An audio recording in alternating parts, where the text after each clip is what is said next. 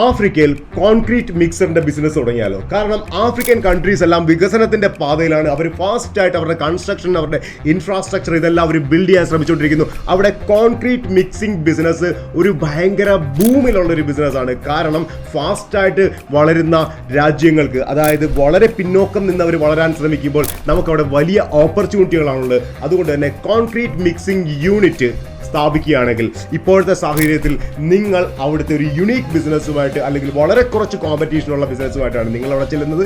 നിങ്ങൾക്ക് വലിയ പ്രോഫിറ്റ് ഉണ്ടാക്കാം, അതും കുറഞ്ഞ ചെലവിൽ. മാത്രമല്ല ആ രാജ്യത്തിൻ്റെ നിർമ്മാണത്തിൽ, അതിൻ്റെ വികസനത്തിൽ നിങ്ങൾ പങ്കാളിയാകുകയാണ്. സ്വാഭാവികമായിട്ടും നിങ്ങൾക്ക് ഗവൺമെൻറ് ആ ഒരു സപ്പോർട്ട് ഉണ്ടാകും. ആ വളർച്ചയിൽ രാജ്യം വളരുന്നതനുസരിച്ച് നിങ്ങൾക്കും വളരാം. കാരണം ഗൾഫിൻ്റെ വളർച്ചാഘട്ടത്തിൽ കൂടെ നിന്നവരെല്ലാം ഇന്ന് കോടീശ്വരന്മാരാണ്, കോടാനുകോടികളാണ്, മില്യനേഴ്സ് ഓർ ബില്യനേഴ്സ് ആണ്.